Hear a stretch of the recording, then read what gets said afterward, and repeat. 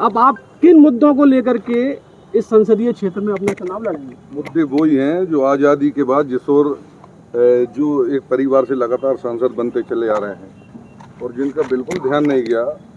सबसे पहले जैसे हम किसान की बात करते हैं तो हमारे क्षेत्र में नहर तालाबों की संख्या इतनी नहीं है कि जितना होना चाहिए था।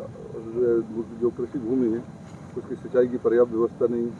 क्षेत्र में कोई ऐसे उद्योग धंधे नहीं है जिससे हमारे युवाओं को, बेरोजगारों को रोजगार मिल सके।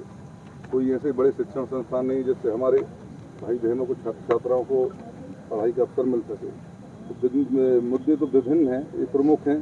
और अगर आप मूलभूत बात करें तो चाहे आप पेयजल की व्यवस्था देखें हमारे क्षेत्र में, चाहे हम सड़कों की बात करें, चाहे हम बिजली की बात करें, सभी की बीजेपी बार भ्रष्टाचार बार 400 पार की बात कर रही है। क्या है 400 पार? क्या 400 पार पेट्रोल के लिए कह रहे हैं वो क्या कि इस बार अगर सरकार बनाओगे तो अब की बार 400 पार पेट्रोल करेंगे।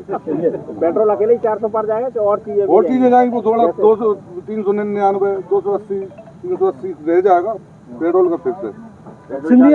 सिंधिया यहाँ से सांसद रहे हैं पूर्व में अभी, और बीच में वो हार गए थे, लेकिन वो कई बार जिक्र करते हैं कि उनके क्षेत्र से पारिवारिक संबंध है, राजनीतिक संबंध नहीं है, इस तरह की दुहाई देते हैं वो। बिल्कुल, अगर पारिवारिक संबंध होते तो केपी यादव जी जो सांसद थे वो परिवार के सदस्य थे। यदि उनकी जो उनका कहना होता है उस हिसाब से तो परिवार के सदस्य थे।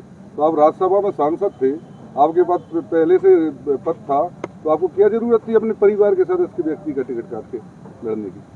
उनको केपी यादव को ही दूर भेज दिया गया है। कहीं आपकी मदद तो नहीं कर रहे थे वो? अब ये तो उनका विषय है, कहाँ भेजा कहाँ नहीं भेजा। मदद तो पूरी गुना लोकसभा क्षेत्र की एक एक मतदाता कर रहा है, एक एक जनता कर रही है मदद। तो आपको उम्मीद है कि आप जीतेंगे? 1000% जीतेंगे और बहुत वोटों से जीतेंगे। कई लोग कहते हैं कि वो 6 लाख वोटों से जीतने का आंकड़ा लेके बैठे हैं सिंधिया जी। अब पता चल जाएगा। पहले भी कहते थे 2019 में, तब भी ऐसा 6 लाख, 8 लाख, 10 लाख की जूती जीत जाएगी। देखा तो है आपने। गुना शिवपुरी लोकसभा से कांग्रेस प्रत्याशी यादवेंद्र सिंह यादव ने अपने प्रतिद्वंदी भाजपा प्रत्याशी ज्योतिरादित्य सिंधिया पर फिर हमला बोला है। उन्होंने कहा कि 3 पीढ़ियों से वोट लेते हुए चले आ रहे हैं, लेकिन उन्होंने विकास के नाम कुछ नहीं किया है। क्षेत्र के तीनों जिलों में बड़े शैक्षणिक संस्थान, युवाओं को रोजगार नहीं है। तीनों जिलों में पानी, सड़क, अस्पताल, स्कूल जैसे मूलभूत सुविधाओं का अभाव है। उन्होंने कहा कि इस बार फिर परिवर्तन की लहर है, जनता उन्हें फिर सबक सिखाएगी। बता दें कि कांग्रेस प्रत्याशी ने सिंधिया को बाहरी प्रत्याशी बताया है।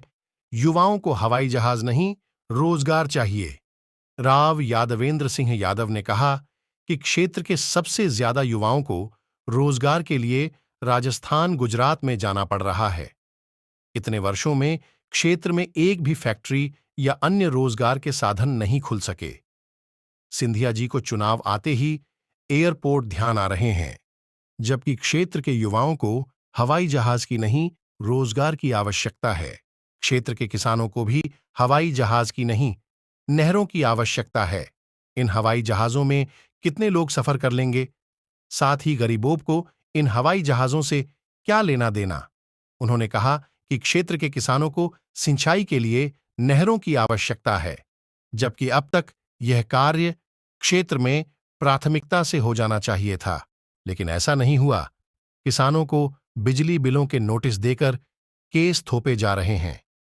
राव यादवेंद्र सिंह यादव ने कहा कि सिंधिया जी कहते हैं कि उन्होंने क्षेत्र में सड़कों का जाल बिछा दिया है, जबकि यह प्रक्रिया पूरे देश में चल रही है। प्रधानमंत्री सड़क योजना के तहत सड़कें पूरे देश में डाली गई हैं। मुद्दे वो ही हैं जो आज़ादी के बाद जिस ओर जो एक परिवार से लगातार सांसद बनते चले आ रहे हैं और जिनका बिल्कुल ध्यान नहीं गया। सबसे पहले जैसे हम किसान की बात करते हैं तो हमारे क्षेत्र में नहर तालाबों की संख्या इतनी नहीं है कि जितना होना चाहिए था। जो कृषि भूमि है उसकी सिंचाई की पर्याप्त व्यवस्था नहीं। क्षेत्र में कोई ऐसे उद्योग धंधे नहीं है जिससे हमारे युवाओं को, बेरोजगारों को रोजगार मिल सके। कोई ऐसे बड़े शिक्षण संस्थान नहीं जिससे हमारे भाई बहनों को, छात्र छात्राओं को पढ़ाई का अवसर मिल सके। तो मुद्दे तो विभिन्न हैं, ये प्रमुख हैं। और अगर आप मूलभूत बात करें तो चाहे आप पेयजल की व्यवस्था देखें हमारे क्षेत्र में, चाहे हम सड़कों की बात करें, चाहे हम बिजली की बात करें, सभी की बीजेपी बार बार महंगाई, भ्रष्टाचार तो है बीजेपी मुद्दा। बार बार 400 पार की बात कर रही है। क्या है 400 पार? क्या 400 पार पेट्रोल के लिए कह रहे हैं वो क्या कि इस बार अगर सरकार बनाओगे तो अब की बार 400 पार पेट्रोल करेंगे। पेट्रोल अकेले ही 400 पार जाएगा तो और चीजें और चीजें जाएंगी वो थोड़ा 200, 399, 280, 380 रह जाएगा, पेट्रोल का फिक्स है। सिंधिया यहाँ से सांसद रहे हैं पूर्व में भी, और बीच में वो हार गए थे, लेकिन वो कई बार जिक्र करते हैं कि उनके क्षेत्र से पारिवारिक संबंध है, राजनीतिक संबंध नहीं है, इस तरह की दुहाई देते हैं वो। बिल्कुल, अगर पारिवारिक संबंध होते तो केपी यादव जी जो सांसद थे वो परिवार के सदस्य थे। यदि उनकी जो उनका कहना होता है उस हिसाब से तो परिवार के सदस्य थे।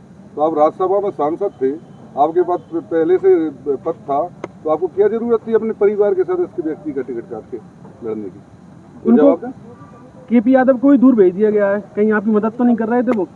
अब ये तो उनका विषय है, कहाँ भेजा कहाँ नहीं भेजा। अब मदद तो पूरी गुना लोकसभा क्षेत्र की एक एक मतदाता कर रहा है, एक एक जनता कर रही है मदद।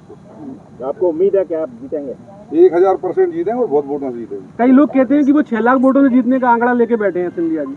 अब पता चल जाएगा, पहले भी कहते थे 2019 में, तब भी ऐसा 6 लाख 8 लाख 10 लाख की जूती जीत जाएगी, देखा तो है आपने।